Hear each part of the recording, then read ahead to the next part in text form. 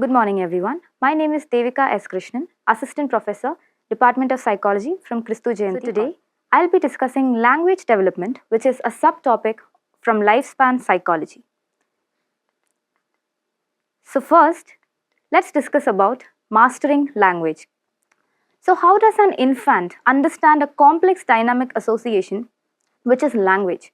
We will be talking more about that today. Before that, we need to understand what language actually is.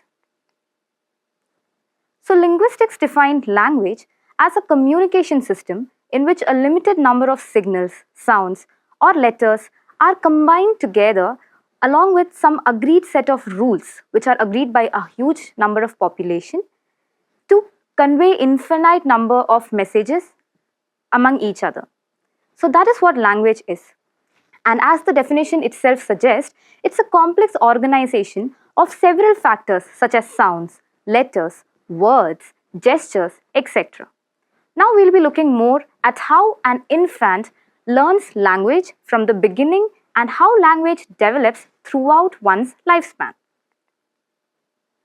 So let's move on to seeing how a child's language learning process goes on. So firstly, those are basic sounds which are called phonemes. So if you have ever seen an infant, the first words that they would be seeing or they would be saying would be something like ma, pa, or just random phonemes. So this is the first ever step of language development which any infant would go through. The second step, also known as phonological awareness, is when the child combines combines sounds into one word. For example, if a child says ma or pa, and combinedly the child, if repeats the word ma twice, it becomes the word mama. So this transitions from blabbering random sounds, which was the phoneme step, and then combining them into one word is known as phonological awareness, where the child learns how to form words. The next step is forming meaningful statements. So from words, now the child has to understand how to combine certain words following certain rules and regulations into one sentence which other people can also understand. The next step is understanding words and sentences, which are also known as semantics. Here, whatever other person is trying to communicate to the child will learn to say it or child will learn to understand it. So communication comes in two ways. One is us communicating what we want to say, and the next is us trying to understand what the other person wants to communicate with us. The last step remains using language in social interactions, which is also known as pragmatics. So after these steps have been attained, once the child has understood what phonemes are, what words are, how to combine two random sounds into one word, and then how to combine two random words into a sentence, after that the child needs to understand where to use an appropriate sentence in different social settings. So this is known as pragmatics. This is the later stage of language development which only happens as a toddler grows up. So what statement, what pitch or what tone to use in what social statement or what social situation is what this steps focuses about. So these are the steps how language starts to develop in an infant and how it proceeds to keep developing throughout the lifespan.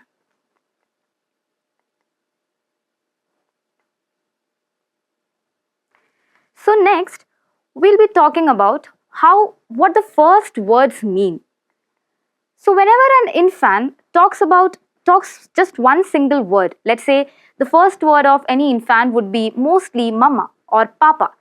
So the word mama or papa does not represent just that word. Whatever the first word infant says, that word is actually conveying a meaning worth of a lot of sentences. For example, whenever an infant murmurs the word mama, he or she is not randomly just saying the word, or he or she does not understand that the word meaning of mama is the mother of the baby. The infant just processes that if I say the word mama, this person would come along and tell me something, or this person would respond to me in a certain way. That is how an infant proceeds it. Similarly, if an infant says the word mama, the infant is trying to call the person. Maybe the sentence meaning underlying it is Mama, come here, or Mama, I am hungry. So the first word that an infant says contains meanings of an entire sentence. That's why these phrases are known as hollow phrases, because even though the infant is just saying a word, it has a lot of other meanings which the infant's mother or parents around has to interpret. Catherine Nelson in 1973 studied 18 infants and what their first 50 words were. After studying this, she understood that the first 50 words that any infant learns is actually representation of the objects and people that they see around them. So, with their mother, with their father, they have a daily interaction. That is the reason behind their first words being that. And toys around them, or objects, tables, whatever they interact with and whatever they hear on a daily basis is what they'll be saying in the first 50 words that they learn in the beginning. So, initial language acquisition proceeds literally one word at a time. Then later on, it develops into 3 to 4 words, and the child might increase the number of words that the child is learning in a day drastically as well. Another concept which comes under this is vocabulary spurt.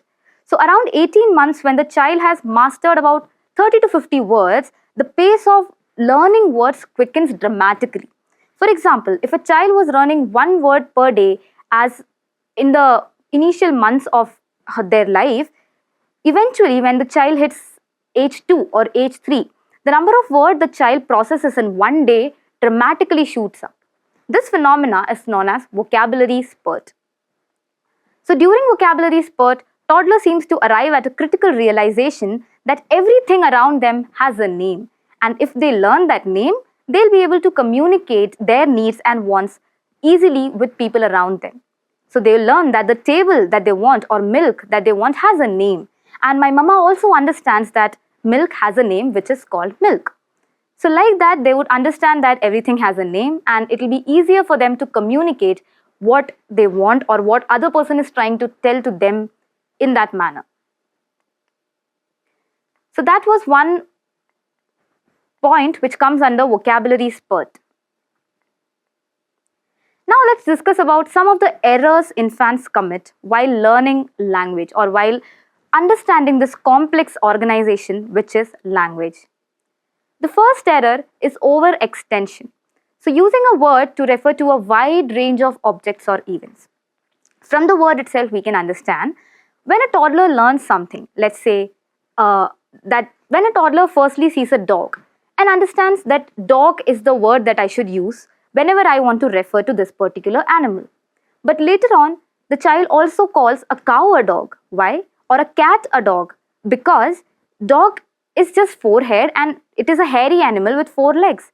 So the child now tries to understand or tries to see any of the 4 animals which have 4 legs as a dog.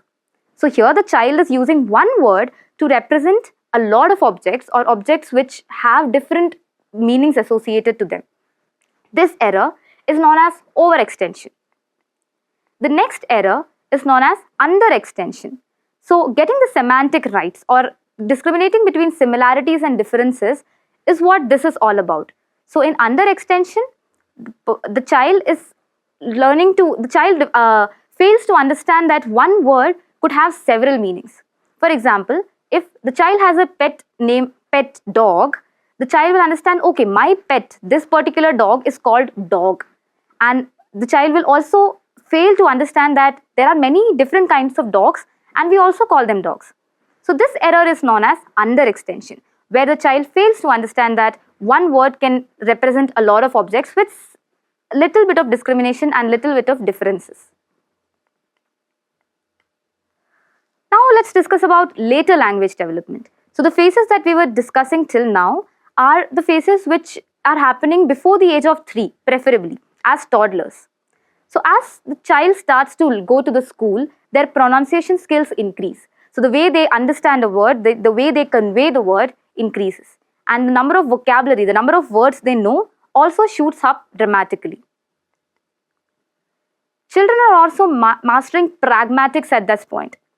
So for example, they are understanding how to appropriately use language in different social contexts and how to use tone, how to talk to different people, how to talk to their mother. So the basic differentiation between the whatever I say to my mother, I might not be able to convey it in the same way to my teacher.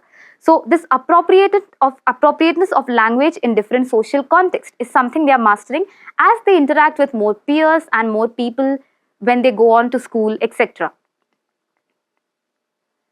Another thing they master is contextualized language. So how to use a same sentence in different contexts is something that they are learning right now. So even if I say the same sentence to my teacher or my friend, depending on the concept or the context, the meaning can differ. This understanding also comes in as in the later language development stages. Another point is meta-linguistic awareness. So the word meta represents anything which is beyond something. So metacognition is when I'm thinking about thinking. Similarly, meta-linguistic awareness is when I'm thinking about language as an organization of certain words, sentences, etc. So the point where a child understands that English is a language and that is also a subject, because now the child understands the concept of language. That is meta-linguistic awareness. And it usually happens in the adolescent as the child enters adolescence, where he or she understands language as a system now. Now, knowledge of semantics of language, word meanings often expands during adulthood, and it lasts at least until the person is 60 or 70 or until 80s, or for some people it's even 90s if the brain degeneration does not happen. So the learning is that language learning never actually stops after a point of time. As we read more, as we understand, as we expand our horizon of vocabulary, it goes up and it can have an impact on our life maybe throughout. So from this beginning when an infant is learning phonemes like ma, pa, and then from there making words into mama, and from there learning long sentence making, and then context of the language, and then the vocabulary and the mastering of language just goes on throughout entire life. So this is how language learning takes place, and this is how the system of language is perceived by us humans from infancy to old age. Thank you.